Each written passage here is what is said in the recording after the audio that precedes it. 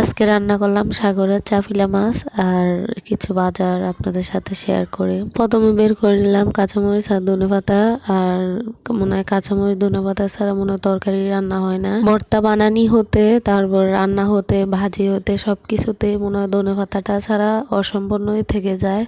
ধনেপাতা আর কাঁচামরিচ দিলে মনে হয় অনেক স্বাদ লাগে। দেশি ধনেপাতাটা তো পাওয়াই যায় না এখন ওই ফার্মের এটা পাওয়া যায়, আর ফার্মের এটা তো তেমন একটা গ্রানও নাই, এটা তেমন একটা ভালো লাগে না। প্রথমে চাপিলা মাছগুলো নামাই ফেললাম, তারপরে তেলাপিয়া মাছগুলো নামাইছি। আসলে এগুলা আমি কাইটা একদম পরিষ্কার করে তারপরে এগুলা তেলাপিয়া মাছগুলা রেখে দেব আর চাপিলা মাছগুলো রান্না করব। সময়গুলো যে কিভাবে চলে যায় বুঝতেও পারি না, সময়ের সাথে মনে তাল মিলে চলতেও পারতেছি না, এরকম একটা অবস্থা। ঈদের সময় এখন সবাই শপিং নিয়ে, আর রান্নাবান্না আমাদের মেয়েদের তো যতই শপিং করুক আর যতই করুক, রান্নাবান্নার কাজটাই মনে হয় অন্যরকম।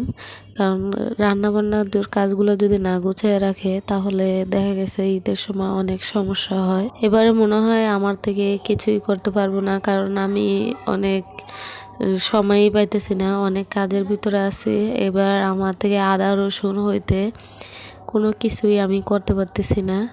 তো জানি না আমার ঈদে কীরকম হবে, আর মনে হয় বন্ধ পাবো, তেমন একটা কষ্ট হবে না। ঘর ঝাড়া হইতে কোনো কিছুই আমি করতে পারি নাই, আর শুক্রবারে বন্ধ ছিল তারপরেও কিন্তু করতে পারি নাই, কারণ আমার মেয়ে বড়টা বেড়াতে চলে গেছিলো আর ফুফির বাসায়, আমার শাশুড়ি সহ। তো ওনারা দুইজন কেউ ছিল না। তারপর আমার মেয়ে ছোটটা তো ও আমাকে পেয়ে আর ও আমাকে কোনো কাজই করতে দেয় নাই, এবং কি গোসল পর্যন্ত করতে পারি নাই। ও আমার সাথে এই সাথে সাথে সাথে সাথে ছিল। এবারে তো অনেক দিন পরে পাইছে, তাই এজন্য আমাকে আর ছাড়ে নাই। মানে ওর মনে হয় এটা ভাবছিল যে তোমাকে অনেক দিন পর পাইছি, আমি আর তোমাকে ছাড়তেছি না, এরকম একটা ধারণা ওর বোধহয় ছিল। ও তেমন একটা ভালো কথা বলতে পারে না এখনো, ওর 2 বছর হইতে আরো 3 মাস বাকি আছে, ওর 21 মাস চলতেছে এখন। ও তেমন একটা ভালো করে কথা বলতে পারে না, ও এখনো ছোট। আমি পরিষ্কার করে তেলাপিয়া মাছটা রেখে দেই, তারপর চাপিলা মাছগুলো নিয়ে ফেলি। আর এখানে লাল শাক নিচে এক বুন্দা, এটা আমি আসার সময় নিয়ে আসছিলাম।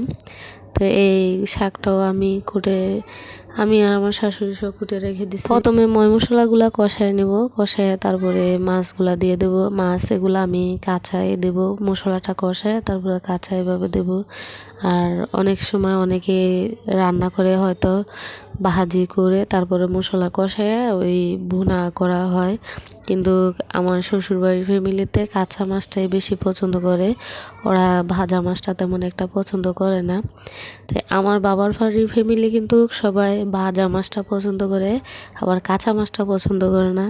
কিন্তু আমি আমার শ্বশুরবাড়িতে এসে আমারতেও কিন্তু কাঁচা মাছটাই পছন্দ এখন, ভাজা মাছটা তেমন একটা ভালো লাগে না। আর ভাজা মাছ যদি খাইতে হয় এমনিতে ভাজি করে আমরা মুসুর ডাল দিয়ে ওই মাছটা খাই, তো অনেক স্বাদ লাগে মুসুর ডাল দিয়ে যখন খাওয়া হয়। সত্যি কথা বলতে কি, আসলে বাবার বাড়িতে কিভাবে চললাম না চললাম ওইটা তো আর দেখার বিষয় না, মেন কথা হয়েছে শ্বশুর বাড়িতে কিভাবে চলবো সেটা হয়েছে সবচেয়ে বড় কথা। আমরা অনেক মেয়েরা আছি যে বাবার বাড়িতে কি যেভাবে চলে আসছে চাই শ্বশুর বাড়িতে এভাবে চলতে। আসলে শ্বশুর বাড়ি তো এটা পরের বাড়ি, কারণ আমরা যতই চেষ্টা করি না কেন আপন করে নিতে, কিন্তু তারা কিন্তু ততটা আপন করে নেয় না।